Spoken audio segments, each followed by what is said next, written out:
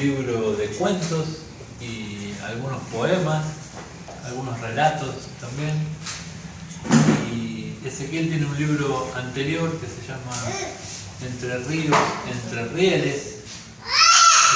Así que lo que podemos observar sin leerlo, ya con la mirada, es algún tema con los trenes, ¿no? Con las vías, con los trenes, con el ferrocarril. Algún tema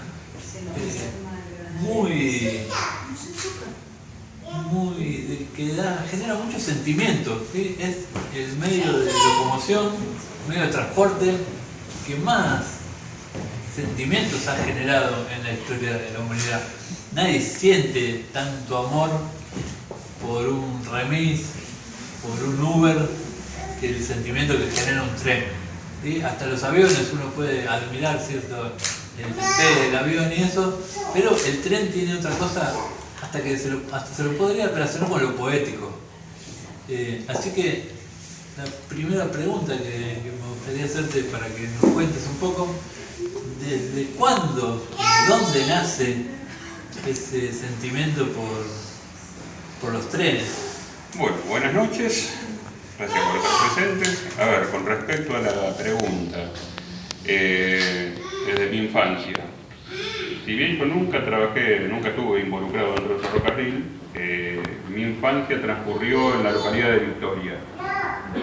Los fines de semana solía quedarme en casa de mis abuelos, ellos vivían frente a los talleres ferroviarios y es ahí donde observaba constantemente el ir y venir de las formaciones, los paseos sabatinos con mi abuela eran a diferentes estaciones del Retiro Tigre. Tenía parientes en Capitán Sarmiento, por lo tanto también se hacía algún que otro viaje para ese lado. Ella era oriunda de Vague, así que también siempre estaba el tren en el medio. Ya desde 5 o 6 años que me empezó a gustar, en ese entonces tenía la costumbre de, siempre me ganaba algún reto, de juntar los boletos de cartón que encontraba. Boletos pequeños los boletos Edmondson. El nombre verdadero son boletos Edmondson. Sí, eran los boletos de cartón que hoy en día son piezas de colección. Exactamente, ahí me hiciste acordar a un verso de una canción de Spinetta que dice: llévame a ver un tren. Y creo que a los que tenemos algunos años nos han llevado, quizás cuando éramos chicos, a ver un tren desde esas pasarelas por arriba de las vías o desde la propia estación a esperar que pase el tren, o cruzando la vía y justo pasaba el tren, entonces la familia se quedaba ahí con los niños. Bueno, en lo personal, para mí la estación de Victoria era mi lugar de juego, era el lugar que yo esperaba llegar al fin de semana, porque sabía que me quedaba dando a mis abuelos y sabía que indefectiblemente los paseos estaban relacionados al tren, a lo que eran los coches motores vías y bueno, los otros que eran los Toshiba. Para mí era un mundo aparte, era ansiar la llegada del fin de semana porque sabía que indefectiblemente era ir a pasear en tren y bueno, así he terminado de grande, ¿no? Bueno, esa pasión que surgió desde pequeño terminó desembocando en un primer libro, quizás un poco impensado para vos como plan original, que es una historia ferroviaria de Entre Ríos. Así es, o sea, quizás habría sido... Porque te digo, muchos de los que están acá ya lo conocen, pero igual vale la mención. Uno ve así, de una primera mirada, y dice: bueno, este hombre es ferroviario, primer punto. Y segundo punto, viene de Entre Ríos. Ninguna de las dos cosas. Ni he trabajado dentro del ferrocarril, ni soy de Entre Ríos.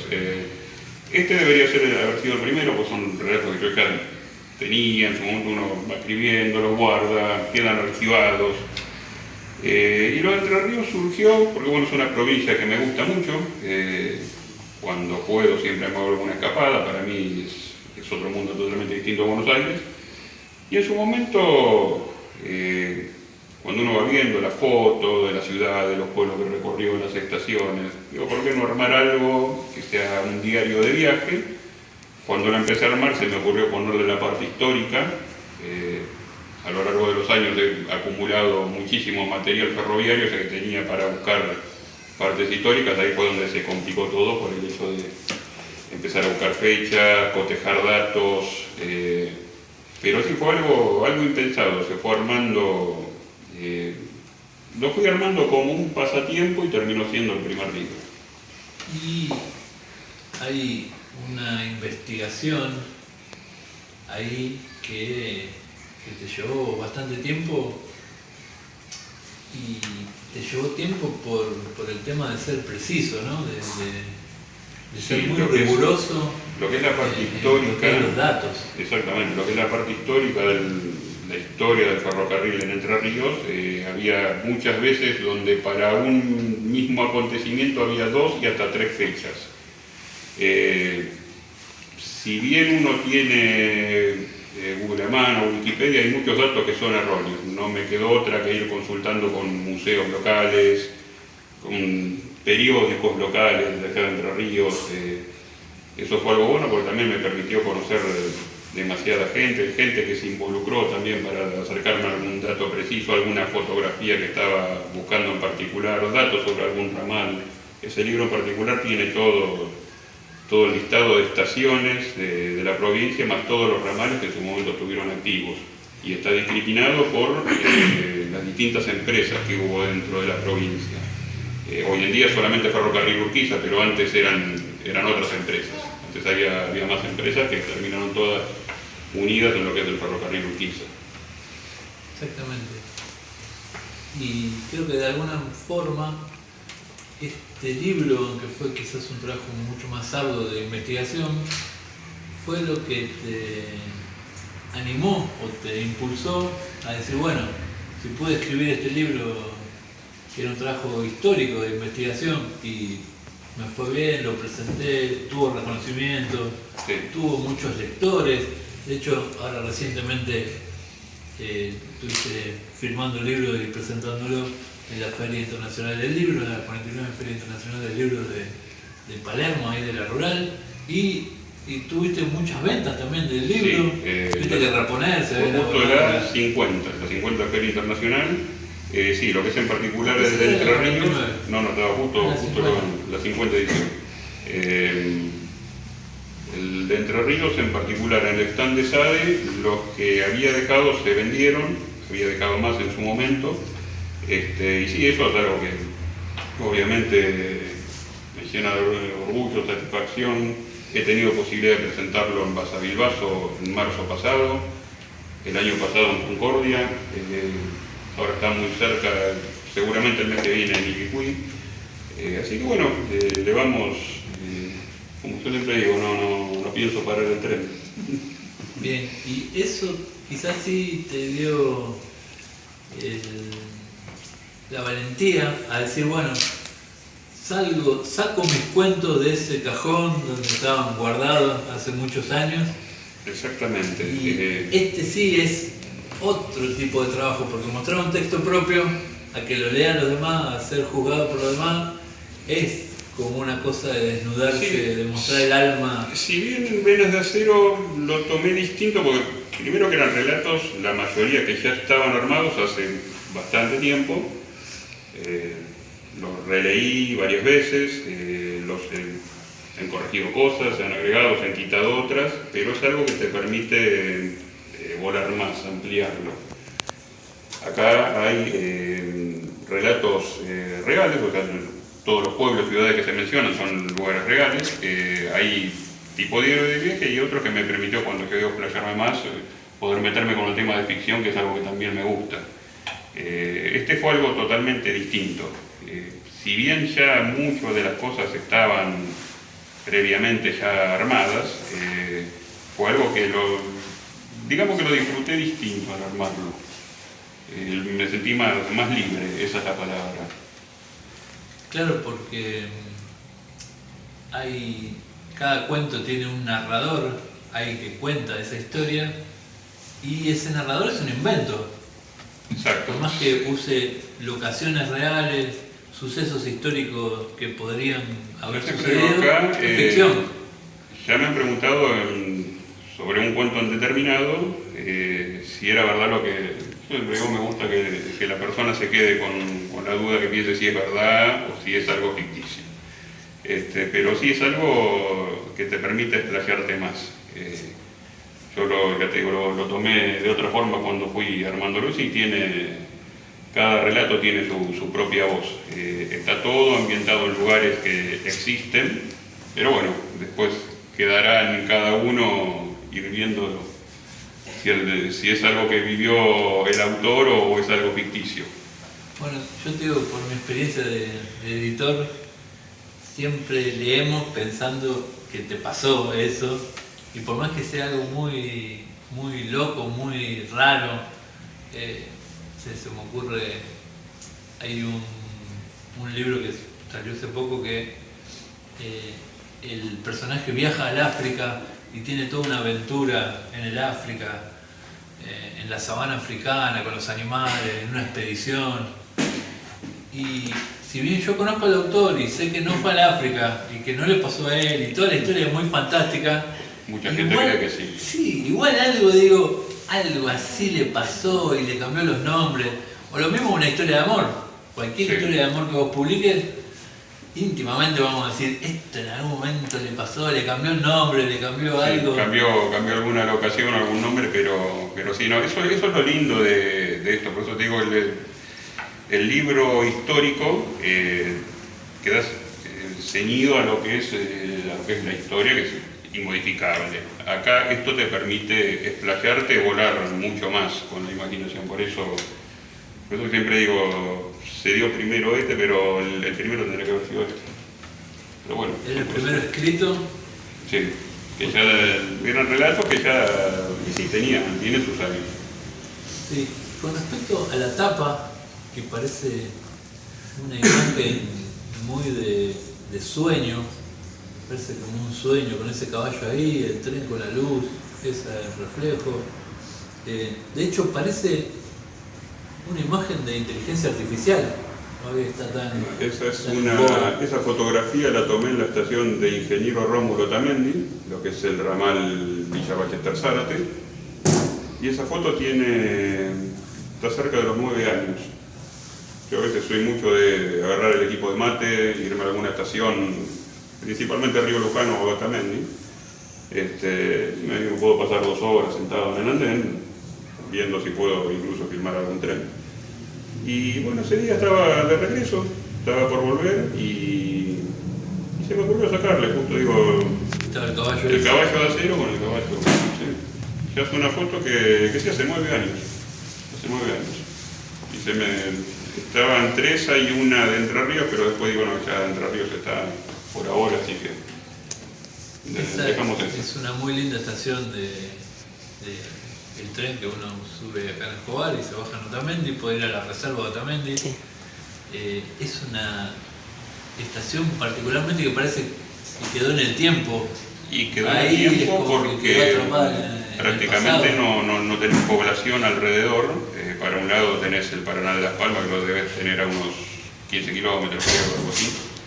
Y después, bueno, para el otro lado está lo que son las colinas y la parte de la reserva natural, que es algunas casitas dispersas y nada más. Río Luján ya es distinto porque ya tiene una pequeña población. Yo particularmente a mí me gusta, yo soy más de ir a Río Luján. Que también es una estación chiquita. Es una estación que en su momento la hicieron porque había carga.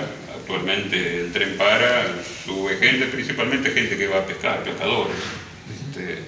Pero están ahí como en un limbo. O sea que la fotografía es real, la sacaste vos, tiene algo muy fantástico. La foto, el caballo ese también hace el equilibrio entre el acero y la carne, ¿no? Sí. Como que sí. Hace del tren un personaje. Y también la palabra venas de acero, o el título del cuento, hace referencia obviamente a las vías del tren, ¿no? Como esas venas que llevan a... Las venas de acero que en su momento unieron todo el país. Acá llegó a haber 47.000 kilómetros de vía, imagínate que vos te tomabas un tren en Buenos Aires y llegabas al lugar más recóndito del país. Pues yo creo que son las venas de acero del país y bueno, después también obviamente por un tema musical también. Sí. Un tema de una banda. Una banda de rock pesado llamada Tren Loco, que tiene una canción titulada Venas de Acero. Bueno, me gusta mucho esa banda y también, bueno, vamos a ponerle ese título como un homenaje. De hecho hay una mención en un cuento titulado justamente Venas de Acero, hay una mención al grupo, a la letra de esa canción en particular. Sí, una banda que tiene también unas letras muy poéticas, sí, muy complejas. Considero que es, a ver, gente de trabajo, gente de barrio, es toda gente trabajadora de la zona de Gran Burgos, de Paz, bueno, nosotros Garín, Escobar, tenemos gente de barrio. Gente que transporta el tren. ¿No? Exactamente. Siempre relacionada con...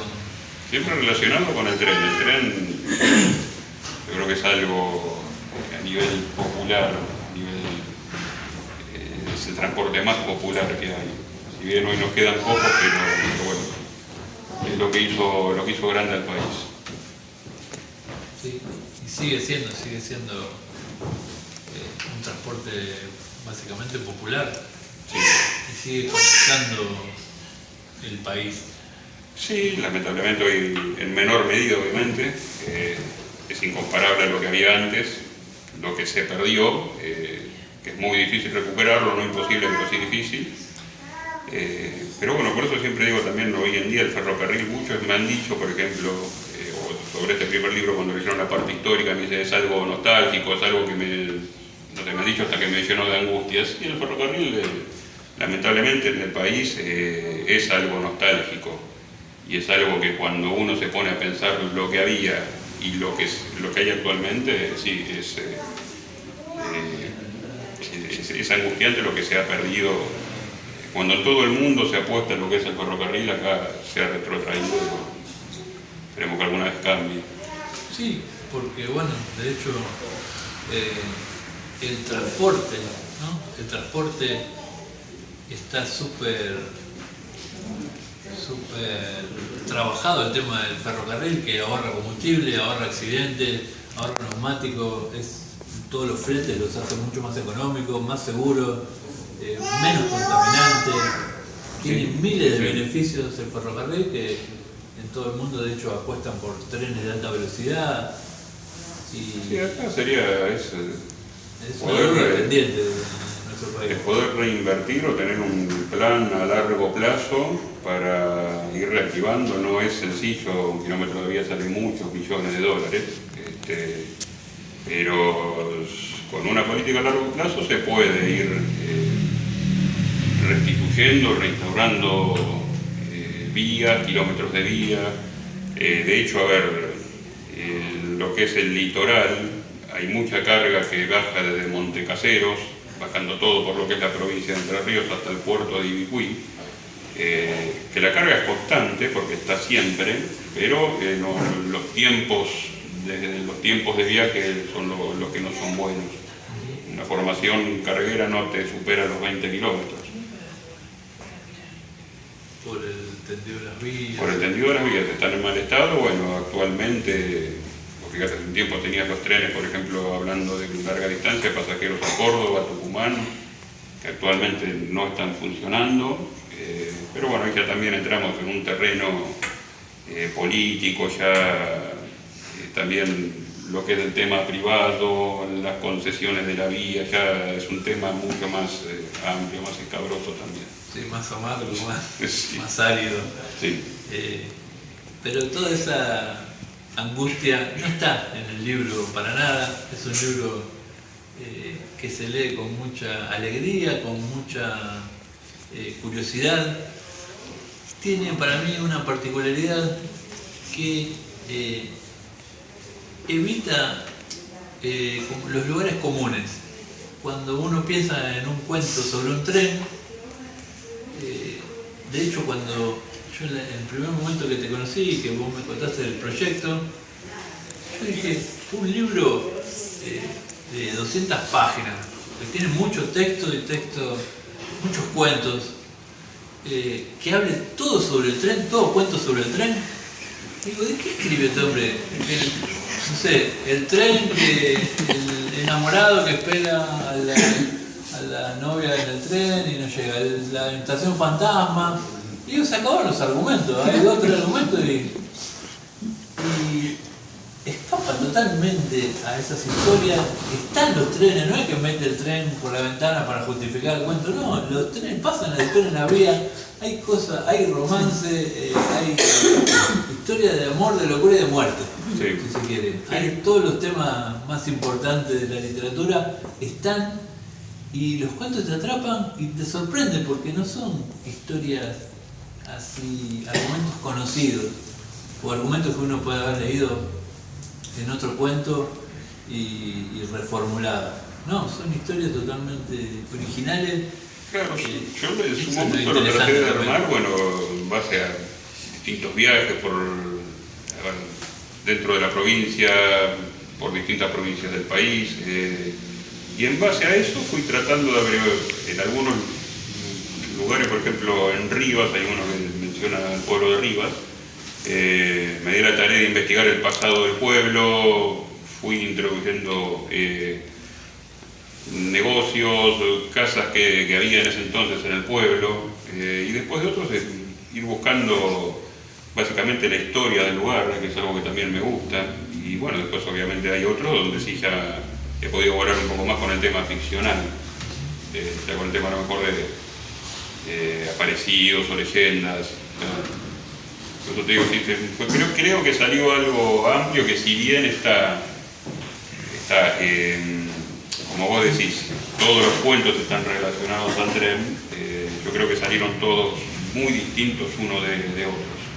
Sí, sí, porque tienen también esa cosa de verosímil que vos empezás a leer y parece que estuvieses contando, que sea historia, ¿no? Que algo que pasó, que ocurrió realmente, basado en una historia real, como esas películas que uno ve, tipo documental, y te terminás creyendo que eso pasó, pero a su vez sabés que es un cuento y que está, igualmente me han preguntado con uno en particular,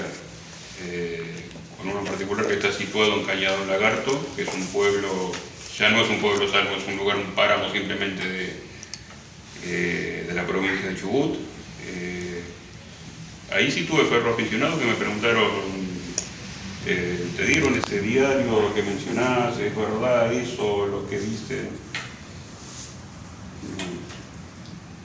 Ahí dejamos el misterio ahí. Esa es un poco la gracia del cuento, ¿no? El chiste de la literatura, que parezca tan real que uno lo cree, y lo cree mientras lo lee también, porque así funciona un poco la literatura. Hay un efecto, si se quiere, que se llama pacto ficcional, que dice que cuando vos vas a leer, lo mismo que para ver una película, que es más fácil explicarlo con una película. Cuando vos vas a ver una película, es como que le das la mano a la película y decís, bueno, mientras dura la película voy a creer como que es de verdad. Y haces ese pacto. Entonces después no estás mirando que es un actor, que hay una cámara, que hay un director, sino que pensás que esa persona se está enamorando, querés que se enamore, te emocionás, te asustás, te da miedo, ves sangre y te impresionás, no querés que tal se case con tal, y está toda la novela diciendo cuándo se van a casar, cuando se casan, te emocionás de que se casó, decís sí, por fin, odias a los malos, amás a los buenos. Cuando termina la película, decís, bueno, fue una película, termina ese pacto, soltás la mano y decís, bueno, mientras duró la película, mientras duró la lectura del cuento, como que te creí. hice ese pacto de creerte. A veces pasa que ese pacto no se rompe, termina la película y no soltamos la mano del pacto. Sí, te quedas pensando si... O por una película de terror. Sí. Termina la película y no te puedes dormir. Porque no dijiste, era una película, ya está. Sí, era una película, pero ahora está oscuro y te empezás a carburar. Me ha pasado. Como admirador de las películas de terror me ha pasado. Pero bueno. Después te voy a preguntar por eso también. Y también hay venas de acero abajo de la tierra. Sí, casualmente el último de los relatos está ambientado en el subterráneo. Si bien me gusta el subte, no es lo mismo que lo que es por fuera. Para mí el tren es el tren, el subte es el subte, pero bueno. Sí, esto está, en su momento se me ocurrió hacerlo. Yo, una de mis películas favoritas es Moebius, que es una película argentina.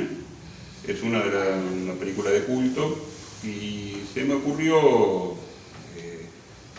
hacer como un homenaje a esa película, e incluso que ese relato también quedara como pie para un futuro libro que también estoy haciendo, bueno, que hace algo más totalmente ciencia ficción y con su parte de terror. Pues traté de hacer algo como si fuera dividido en 3 partes con el bucle temporal. Exactamente, porque en esa película Moebius hacen referencia a este científico Moebius que inventa o descubre la cinta de Moebius, que es una cinta por la que uno pasa por arriba de la cinta y después por adentro y por afuera y por adentro, por afuera, por adentro, y nunca termina de salir.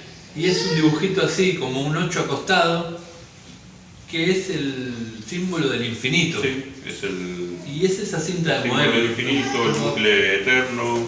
Porque uno pasa por afuera, pasa por adentro y nunca termina de salir de esa cinta. Esta fue una película que iba a ver fácil, la he visto más de 10 veces. Y bueno, en su momento se me dio justamente, escribir algo así, un relato ambientado en el subte, basado justamente en algo que termina en algo que es umbral, que con suerte va a ser el próximo libro, que es algo que ya tengo bastante armado. Que juega un poco entre una estación intermedia, donde nunca para el subte, entre 2 Exacto. estaciones, ¿no? Exacto. Y yo también me gusta mucho todo lo que es el tema de lo que son realidades paralelas, universos paralelos, y bueno, justamente ese relato traté de ambientarlo y llevarlo para ese lado, dejando la puerta abierta para otra futura publicación.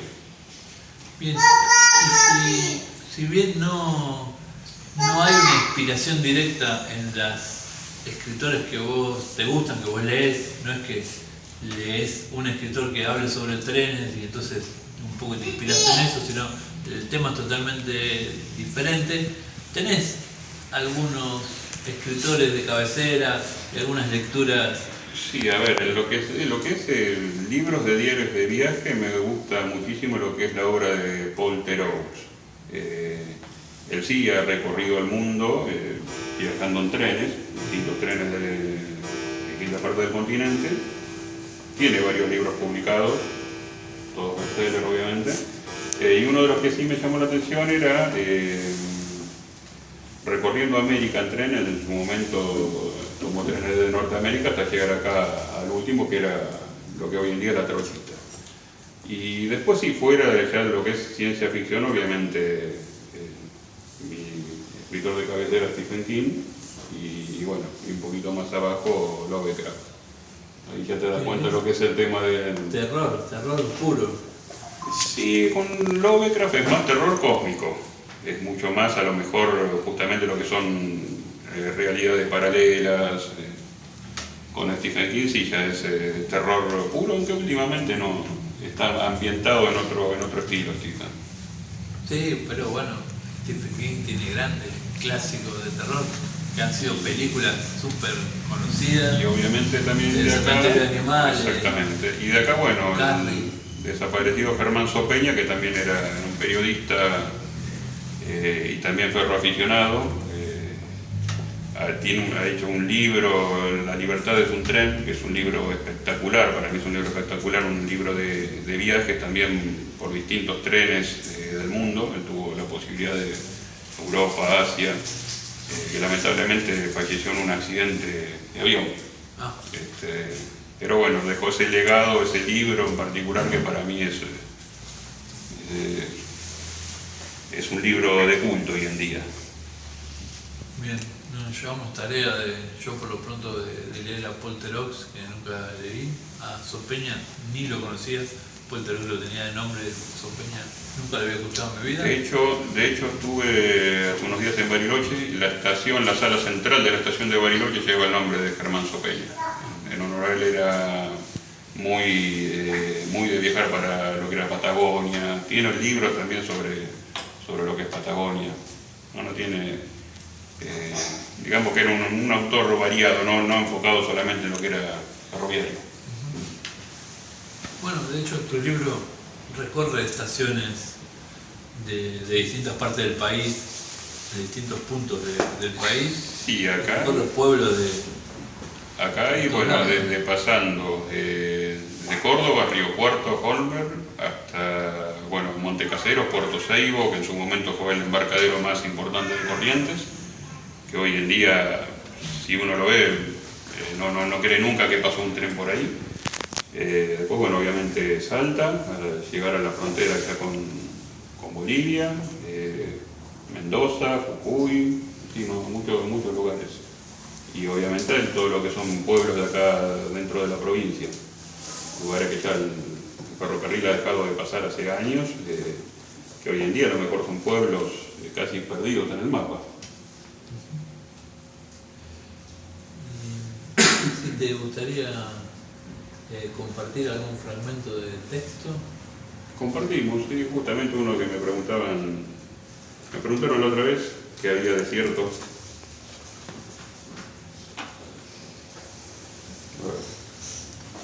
Pero vamos a tener que iluminar un cachito, porque no tengo suficiente luz. Vamos a leer algunas. Es un relato titulado Donde el viento borra los nombres. Y comienza así. Había pasado la tarde acomodando los estantes del pequeño museo personal que hace 5 años levanté en la sala más amplia de mi hogar. Para muchos es un capricho de coleccionista, una ficción excéntrica de ferroaficionado. Para mí, en cambio, es un templo. Allí descansan señales, faroles, boletos, libros, mapas, uniformes de antaño, viejas placas esmaltadas. Fue en ese contexto cuando sonó el timbre de la puerta. Al abrir, vi que se trataba de una mujer de unos 50 años. Traía consigo una caja de cartón. Se presentó con cortesía y un dejo de timidez. Soy Julia, la hija de Alberto Maidana. No sé si lo conoció. El nombre me sonaba, pero en ese momento no pude terminar de ubicar el rostro. Me explicó que su padre había trabajado en el ferrocarril, en destinos menores, hasta jubilarse en 1984. Había muerto hace pocos meses. Ella estaba en proceso de vaciar la casa y no quería tirar a la basura lo que reconocía como objetos ferroviarios. Había llegado a mí por recomendación de un conocido que me seguía en Facebook. ¿Usted qué colecciona? Pensé que tal vez le sería de utilidad todo esto. Café mediante, mantuvimos una breve conversación, aunque se notaba que la mujer estaba de paso. Depositó la caja sobre la mesa y me pidió que la aceptara. No sé bien qué hay, ropa, papeles, pero sé que a usted puede servirle. Me dio la mano y se fue sin demasiadas ceremonias, como si se desprendiera de un peso. Abrí la caja con curiosidad. Encontré 2 boinas, un silbato, un reloj de bolsillo con el vidrio astillado, un manual de señales y en el fondo un cuaderno grueso, de tapas negras con el lomo gastado. Me bastó tocarlo para comprender que allí había algo distinto. Era un diario. Esa noche, bajo la lámpara del escritorio, abrí el cuaderno. En la primera página, con letra apretada, Alberto Maidana había escrito: Diario personal, comenzado en noviembre de 1947 en Cañadón Lagarto. Cañadón Lagarto, una estación perdida en el ramal que unía Comodoro Rivadavia con Colonia Sarmiento. Abierta en 1911 y clausurada a fines de 1978. Había leído sobre ella, un sitio totalmente despoblado en la actualidad, en medio de la estepa ventosa. El diario comenzaba con notas rutinarias, los trabajos en la vía, el clima. Maidana era joven entonces, destinado como ayudante de guardavía. Describía la soledad, la monotonía, las noches de viento. Poco a poco el relato cambió de tono. A fines de diciembre de ese año, escribía sobre el recién llegado nuevo jefe de estación, un tal José dos Santos. Lo describía alto, severo, de mirada penetrante. A pesar de la dureza, Maidana pronto entabló amistad con dos Santos. Reconocía sentir por él una extraña fascinación.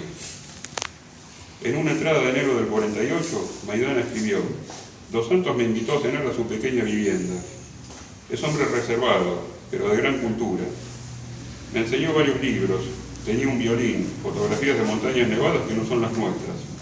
Hablamos del destino, de la guerra, se le humedecieron los ojos cuando mencionó Hamburgo. Las páginas del diario me mostraban que la relación entre ambos se volvía más íntima, de confianza casi clandestina. Hasta que, una noche ventosa de febrero, el diario registraba lo impensado. Me confesó un tremendo secreto. Sirvió en las Waffen-SS. Su nombre real es Jürgen Friedrich. Me confesó que no se siente un criminal, que solo obedecía órdenes. Habló de camaradas caídos, de derrotas inevitables. Sus manos temblaban mientras lo decía. No sé qué hacer con este conocimiento. Nadie aquí lo sospecha. Leí esas líneas con escalofrío. Un jefe de estación perdido en la Patagonia, ocultando un pasado como miembro de las SS. La historia parecía sacada de una novela de conspiraciones, pero estaba allí, manuscrita, con una voz íntima y sincera. Durante los siguientes días me sumergí en el diario como en un pozo sin fondo. Maidana narraba sus charlas nocturnas con el alemán. Friedrich le hablaba de Berlín en ruinas, de camaradas ejecutados, de huidas a través de Italia y barcos que partían hacia Sudamérica. Decía que en Argentina había encontrado redención, trabajo y sobre todo anonimato. Por las escrituras, juzgué que Maidana se debatía entre el rechazo y la fascinación. Había crecido en un país donde los ecos de la guerra llegaban distantes, filtrados. Para él, escuchar a un hombre que había estado en el frente oriental era como escuchar un mito oscuro. Me habla de Stalingrado como quien recuerda una pesadilla febril. Me describió cómo la nieve devoraba a los hombres, que los caballos caían muertos de hambre. Sus ojos parecen perderse en otra dimensión mientras relata el pasado. No sé si es un monstruo o una víctima.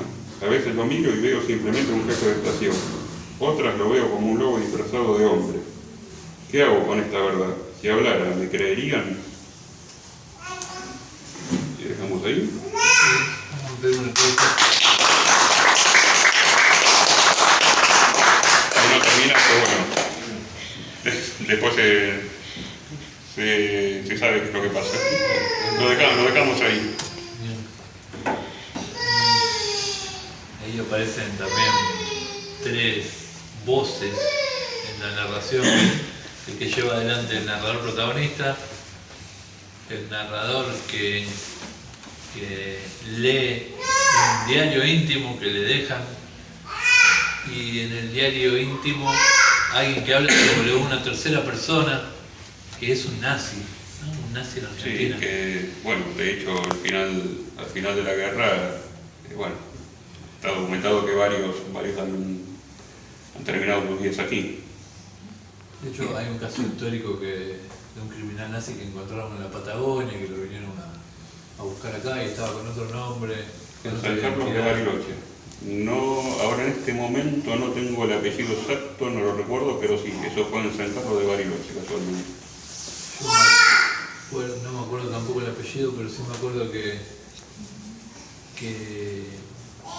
una vecina dijo que cuando se vino la policía y se lo llevó, se mostró asombrada y dijo: era un hombre muy educado, Sí, que hacía mermelada casera.